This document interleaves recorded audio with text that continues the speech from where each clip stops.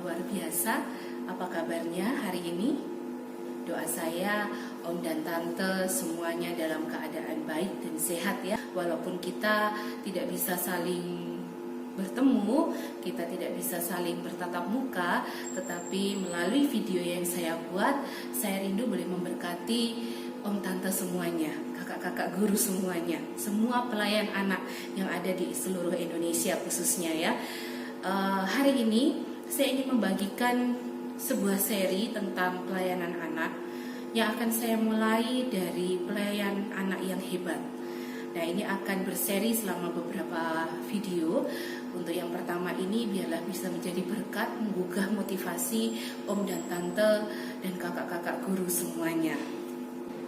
Dan saya bersyukur saudara semua yang mendengar saat ini, yang menonton video saya, boleh meresponi panggilan Tuhan dalam kehidupan saudara semuanya.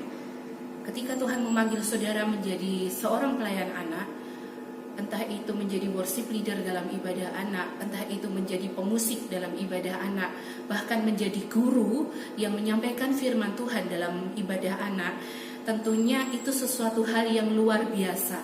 Terbukti apa? Terbukti Tuhan memelihara saudara semuanya sampai detik ini. Hari ini ada satu topik yang ingin saya bagikan kepada saudara semua tentang pelayan anak yang hebat. Pelayanan kepada anak-anak seringkali diabaikan, walaupun ini tidak terjadi di semua gereja. Tetapi terkadang dianggap biasa, dianggap hanya anak-anak saja, dianggap sebuah pelayanan yang sederhana, sebuah pelayanan yang sepele, yang tidak memikirkan berbagai macam unsur yang diperlukan dalam sebuah pelayanan anak. Kalau saudara bisa mendalami hakikat sebuah pelayanan anak, tentu akan mengerti apa yang saya maksudkan. Kenapa? Karena dalam sebuah pelayanan anak itu membutuhkan banyak sekali hal yang harus kita persiapkan. Salah satu kuncinya adalah dalam diri pelayan anak sendiri. Nah, apa yang harus kita persiapkan sebelum kita melayani anak-anak? Apa yang harus kita pikirkan, apa yang harus kita rencanakan, apa yang harus kita buat sebelum kita melayani mereka, melayani jiwa anak-anak ini. Olehnya ketika kita terjun dalam pelayanan anak ini, kita harus mempersiapkan diri kita sendiri secara pribadi. Apakah saya mampu, apakah saya layak, apakah saya bisa atau tidak. Saudara yang dikasihi Tuhan, pelayanan kepada anak-anak sama pentingnya dengan pelayanan kepada jemaat dewasa. Saat saudara mungkin terlibat dalam pelayanan ibadah raya, saudara mempersiapkan sedemikian rupa, baik ketika saudara menjadi worship leader, tentunya saudara akan berdoa, menggumuli setiap lagu pujian yang akan dinyanyikan. Bahkan ada jam-jam khusus untuk bisa berlatih. Saudara yang mengambil bagian dalam pelayanan musik, saudara tentu akan belajar terus dengan berkembangnya musik gereja. Saudara akan mengikuti hal tersebut. Sama halnya dengan ketika saudara ada di dalam pelayanan anak-anak. Saudara juga perlu untuk bisa mengembangkan diri, untuk bisa belajar lebih lagi apa itu pelayanan kepada anak-anak. Dan pelayanan anak ini adalah dasar dari pelayanan-pelayanan yang lain. Mengapa saya bisa sampaikan seperti ini? Ketika saudara meresponi panggilan Tuhan untuk menjadi seorang pelayan anak, saudara tentu tahu bahwa kehidupan anak-anak itu adalah masa-masa yang istimewa. Kenapa saya katakan itu istimewa? Karena masa anak-anak itu adalah masa di mana mereka paling banyak belajar. Saat kita berhadapan dengan anak-anak, tentunya kita harus memikirkan, kita harus merencanakan, bahkan kita harus mempersiapkan sedemikian rupa bahan yang akan kita sampaikan kepada anak-anak. Karena mereka butuh belajar. Mereka adalah masa-masa di mana mereka haus akan sesuatu. Hal kedua, kenapa masa anak-anak ini istimewa? Karena masa anak-anak adalah masa di mana mereka paling mudah mengingat. Apa yang saudara sampaikan tentu akan mereka ingat seumur hidup. Kalaupun saat ini saudara sudah berusia 40 tahun atau 50 tahun atau mungkin yang seusia dengan saya 30-an tahun, coba saudara kembali mengingat ketika saudara dalam ibadah sekolah minggu waktu itu, apa yang saudara ingat ketika guru saudara bercerita? Pasti ada sesuatu yang saudara ingat, bukan? Karena masa anak-anak itu adalah di mana mereka sebagai pengingat ulung. Apapun yang saudara sampaikan akan mereka ingat. Bahkan apapun yang saudara lakukan itu akan mereka ingat. Dan hal ketiga, kenapa masa anak-anak ini sangat istimewa? Karena masa anak-anak adalah masa-masa yang paling menyenangkan. Mereka belum terbebani oleh berbagai macam hal. Hidup mereka hanya ingin bermain. Hidup mereka hanya ingin mencari tahu. Hidup mereka hanya apa yang ada di depan mereka, yaitu yang akan mereka lakukan. Dan itu masa yang sangat menyenangkan. Sehingga kenapa ini penting? Kenapa pelayanan anak ini penting? Karena masa anak itu adalah masa yang istimewa. Ya, psikologi, dunia medis, dunia parenting selalu mengatakan anak-anak adalah masa golden age, di mana saat-saat mereka bertumbuh itu mereka harus mendapatkan asupan yang bagus, mereka harus bisa mendapatkan fasilitas yang mendukung mereka juga harus bisa mendapatkan informasi atau pengetahuan yang seusia mereka yang layak untuk mereka terima. Itulah masa anak-anak. Ada satu bagian firman Tuhan yang akan saya bacakan hari ini, dan saya ingin juga saudara yang membuka handphone atau yang di sebelahnya ada Alkitab bisa sama-sama dengan saya untuk membuka ayat yang akan kita baca ini. Saya akan mengajak saudara untuk membuka ayat di dalam Ulangan pasal 6. Di dalam kitab Ulangan pasal 6 kita akan mulai baca ayat yang ke-4 sampai 9. Ulangan 6 ayat 4 sampai 9. Saya akan bacakan kepada saudara, dan mungkin saudara yang bisa ikut membaca bersama-sama dengan saya, alangkah baiknya saudara juga ikut membaca bersama-sama dengan saya. Dalam hitungan ketiga kita akan membaca bersama-sama ya. Ulangan pasal 6 ayat 4 sampai 9. 2, 3. Dengarlah hai orang Israel, Tuhan itu Allah kita, Tuhan itu Esa. Kasihilah Tuhan Allahmu dengan segenap hatimu dan dengan segenap jiwamu dan dengan segenap kekuatanmu. Apa yang kuperintahkan kepadamu pada hari ini haruslah engkau perhatikan. Haruslah engkau mengajarkannya berulang-ulang kepada anak-anakmu dan membicarakannya apabila engkau duduk di rumahmu, apabila engkau sedang dalam perjalanan, apabila engkau berbaring dan apabila engkau bangun. Haruslah juga engkau mengikatkannya sebagai tanda pada tanganmu, dan haruslah itu menjadi lambang di dahimu, dan haruslah engkau menuliskannya pada tiang pintu rumahmu dan pada pintu gerbangmu. Saudara yang diberkati Tuhan, dalam pembacaan ayat-ayat yang sudah kita baca tadi, ada sesuatu hal yang menarik yang ingin saya sampaikan kepada saudara. Di dalam ayat-ayat yang sudah kita baca tadi, ditemukan ada sebuah pola yang menarik dalam pelayanan anak. 6. Dikatakan, apa yang kuperintahkan kepadamu pada hari ini haruslah engkau perhatikan. Saudara yang diberkati Tuhan, harus engkau perhatikan. Ada sebuah keharusan yang Allah minta dari bangsa Israel pada saat itu untuk memperhatikan firman-Nya. Berbicara mengenai keharusan, itu adalah sesuatu yang mutlak, tidak bisa ditawar, tidak bisa dilakukan tawar-menawar untuk bisa, oh ya, aku tidak mau melakukannya hari ini tapi besok saja, atau oh ya, aku akan melakukannya ketika nanti aku sudah dewasa. Tetapi apa yang Allah mau, apa yang Allah tuntut dari bangsa Israel pada waktu itu adalah sebuah keharusan mutlak, tidak boleh ditawar. Apa yang kuperintahkan kepadamu pada hari ini haruslah engkau perhatikan. Allah menuntut sesuatu hal dari bangsa Israel, bahwa mereka harus memperhatikan firman-Nya, harus melakukan firman-Nya itu sebagai sebuah keharusan tanpa ada tawar-menawar. Itu pola yang pertama. Pola yang kedua, di dalam ayat selanjutnya, haruslah engkau mengajarkannya berulang-ulang kepada anak-anakmu. Pola yang kedua yang Allah ingin sampaikan kepada bangsa Israel pada waktu itu adalah mengajarkannya berulang-ulang. Berbicara mengenai berulang-ulang ini berarti tidak dilakukan hanya 1 kali atau 2 kali saja.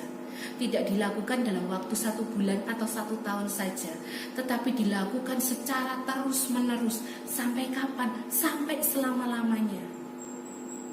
Belajar dari ayat-ayat yang sudah kita baca tadi, sebagai seorang pelayan anak, kita juga memiliki pola yang seperti ini. Yang pertama, wajib mengajarkan bahwa Allah itu esa, bahwa Tuhan itu yang layak untuk disembah, dan mengajarkan firman-Nya kepada anak-anak.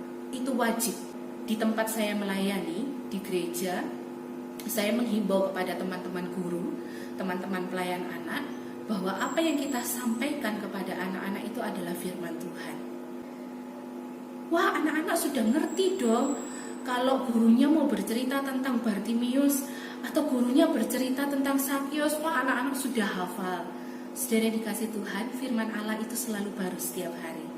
Saat kita membacanya berulang-ulang, pasti Tuhan akan menyingkapkan sesuatu yang baru, sesuatu yang lebih lagi, sesuatu yang bisa kita sampaikan kepada anak-anak. Karena firman-Nya itu iya dan amin. Firman-Nya selalu baru. Saat kita membaca dan kita menghidupi firman-Nya, maka Tuhan akan selalu memberikan kepada kita pemahaman-pemahaman yang baru yang bisa kita bagikan kepada anak-anak. Jadi yang kita sampaikan adalah firman Tuhan, bukan cerita dongeng, bukan cerita isapan jempol.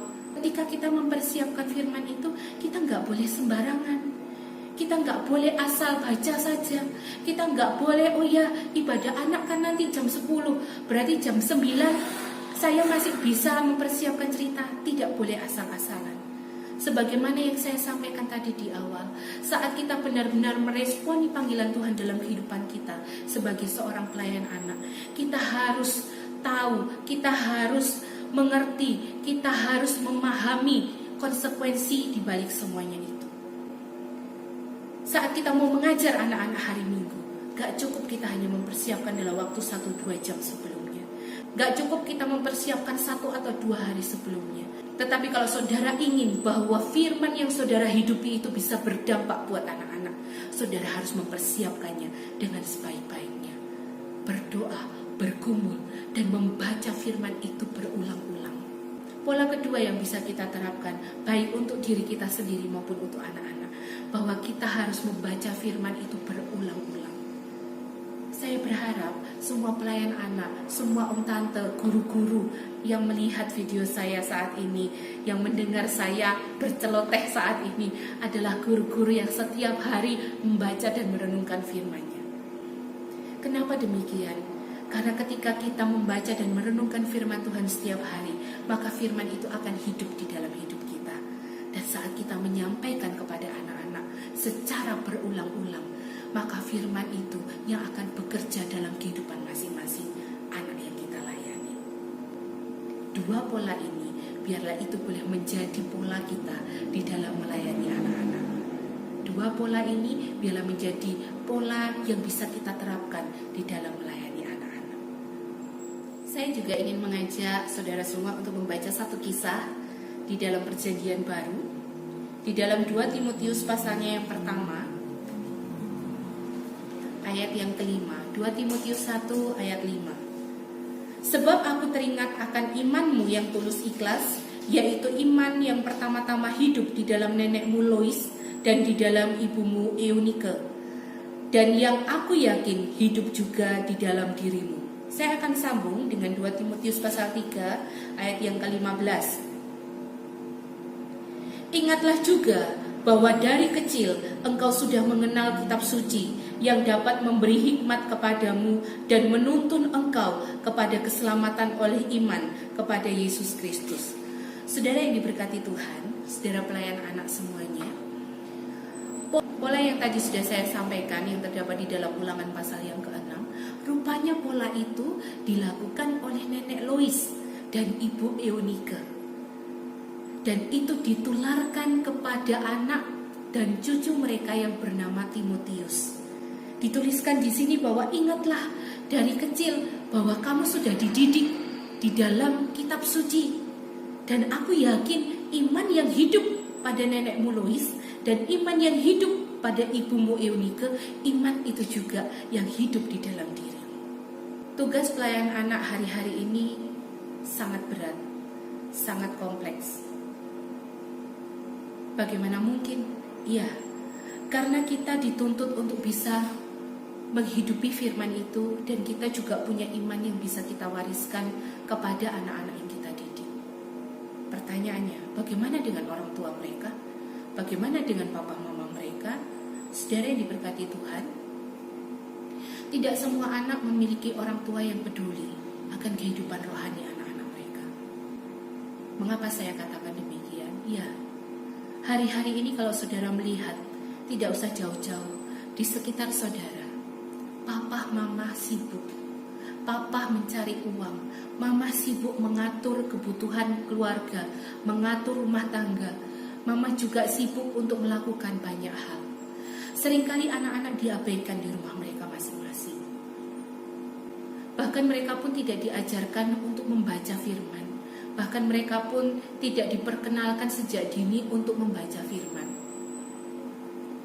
Ada seorang yang tiba-tiba bertanya kepada saya, tolong dong isikan jawaban dari soal agama anakku. Karena aku nggak begitu mengerti firman Tuhan, karena aku nggak begitu mengerti Alkitab. Jadi beberapa kali WA itu muncul di WA saya disuruh menjawab beberapa pertanyaan dari soal agama Kristen yang ada di sekolah anaknya. Karena si papa, si mama gak mengerti tentang Alkitab, gak mengerti tentang firman Tuhan. Saudara yang diberkati Tuhan, ini menjadi beban kita, pelayan anak hari-hari ini. Waktu perjumpaan kita dengan anak-anak sangat minim sekali. Berapa lama ketika ibadah di gereja saudara? Paling lama 1 jam, bahkan ada yang setengah jam. Saat kita menyampaikan firman Tuhan, kita nggak mungkin bisa menyampaikan firman Tuhan selama 1 jam. Paling lama ketika kita menyampaikan firman Tuhan itu antara 20 sampai 30 menit. Itu pun sudah termasuk lama untuk ukuran anak-anak kelas 1, kelas 2, kelas 3 SD. Kalau lebih tinggi dari itu, kelas 4 ke atas mungkin masih bisa betah ketika mendengar firman Tuhan. Tapi ini PR kita semua. Sebagai seorang pelayan anak yang sudah meresponi panggilan Tuhan dalam hidup kita, maka kita wajib mengajarkan firman Tuhan itu kepada anak-anak. Waktu 1 jam. Sedangkan anak-anak ketika keluar dari ruang gereja, ketika mereka meninggalkan gereja, mereka sudah keluar begitu saja. Entah apa yang bisa mereka tonton, entah apa yang mempengaruhi hidup mereka, entah apa yang mereka lakukan di luar sana, kita nggak tahu. Tetapi waktu 1 jam itu akan sangat berarti ketika saudara mempersiapkan firman Tuhan dengan sungguh-sungguh. Ketika saudara tidak main-main meresponi panggilan Tuhan. Ketika saudara benar-benar peduli akan hidup rohani, akan iman anak-anak yang saudara layani. Timotius sangat beruntung. Dia memiliki seorang nenek, memiliki seorang ibu yang sangat peduli akan hidupnya. Bahkan hal itu sampai menimbulkan pujian dari Rasul Paulus, menarik perhatian Rasul Paulus, sehingga dalam suratnya kepada Timotius, Paulus menyinggung hal ini. Tapi tidak semua anak seberuntung Timotius. Apakah itu salah satu dari anak-anak yang saudara layani? Mari, saya ingin mengajak para guru, para om tante, kakak-kakak yang melayani dalam ibadah anak. Ayo kita mempersiapkan dengan sungguh-sungguh setiap firman yang akan kita sampaikan kepada anak-anak. Tak cukup 1 hari, tak cukup 2 hari. Saudara bisa mempersiapkan selama berhari-hari. Minta Tuhan, berdoa kepada Tuhan supaya firman itu hidup dalam hidup saudara. Sehingga ketika saudara menyampaikan kepada anak-anak, anak-anak bisa menerima impact-nya. Anak-anak bisa mendapatkan dampak dari hidup saudara. Dan firman itu bisa bekerja